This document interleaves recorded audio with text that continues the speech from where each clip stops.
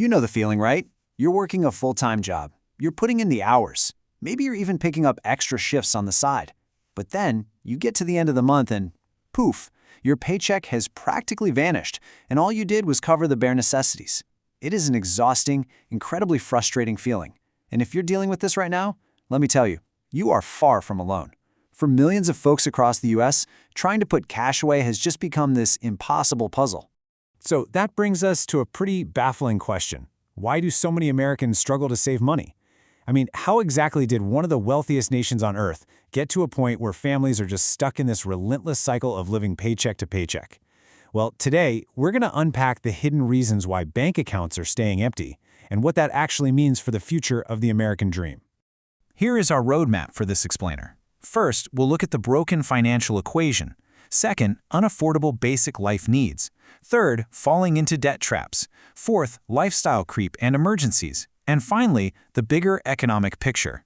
Let's dive right in. Part 1. The broken financial equation. For decades, the whole American rulebook was pretty straightforward. You work hard, you get financial security. But inflation has basically taken that rulebook and shredded it. Think back just a few years. A standard trip to the grocery store or paying your monthly utility bill might have set you back, say, $100. Today, those exact same items, that exact same energy usage, it's going to require $120, maybe even $130. And here's the kicker, even though the crazy high inflation rates have cooled off a bit, those high prices, they're permanently baked in. Rent, food, getting to work, literally everything just costs more. The result is that a massive chunk of your money goes straight to surviving, leaving almost zero breathing room for saving. But wait, there's a whole other half to this broken equation, and that's wages.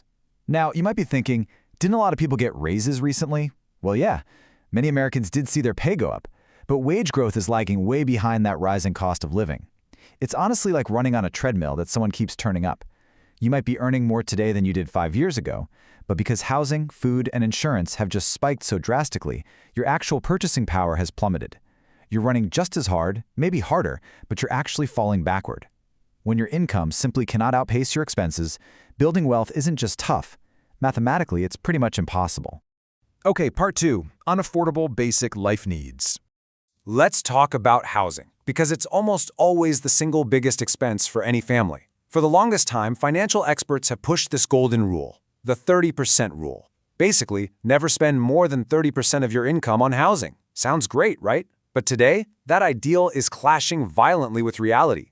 Home prices have skyrocketed, and these climbing mortgage rates have made monthly payments absolutely brutal. And for renters, it is even worse. In a lot of major cities, rent is eating up a massive, completely disproportionate share of people's monthly income, blowing way past that 30% threshold. When basic shelter takes up that much of the pie, trying to build an emergency fund is completely off the table.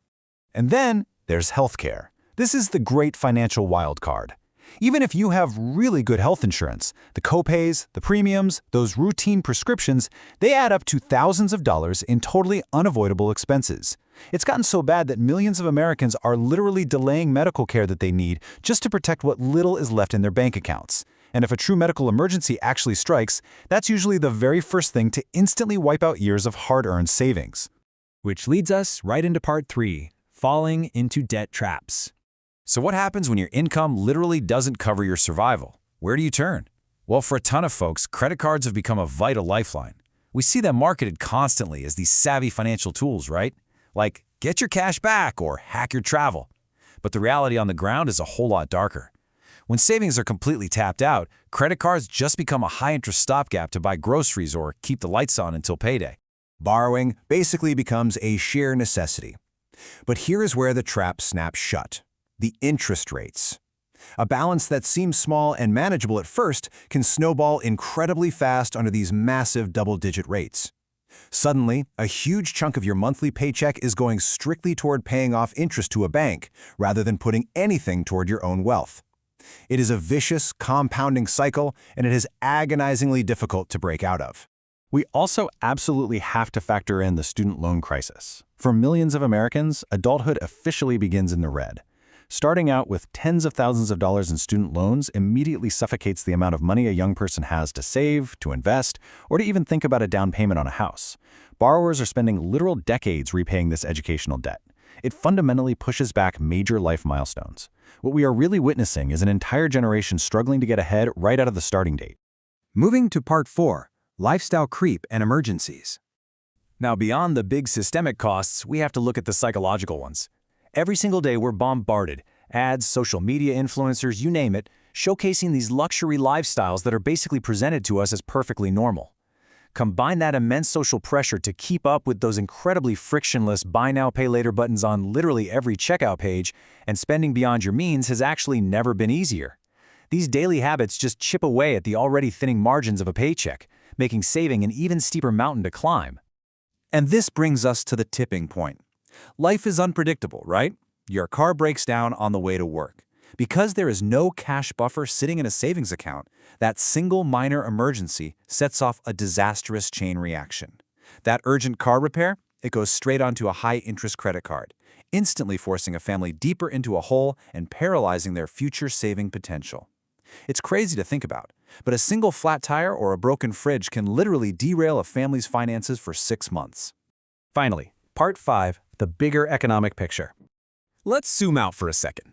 This whole struggle, it is not just about a few bad personal choices or, buying too many lattes. This is a systemic, nationwide issue that is impacting the middle class from coast to coast. We're talking about persistently higher living costs, massive housing shortages, and crushing debt. They're all merging into this perfect economic storm, creating an environment where putting money aside isn't just challenging, it legitimately feels mathematically impossible for millions of households. And that has led to a really profound shift in our society. For many families today, the goal is no longer building wealth. It's simply staying afloat.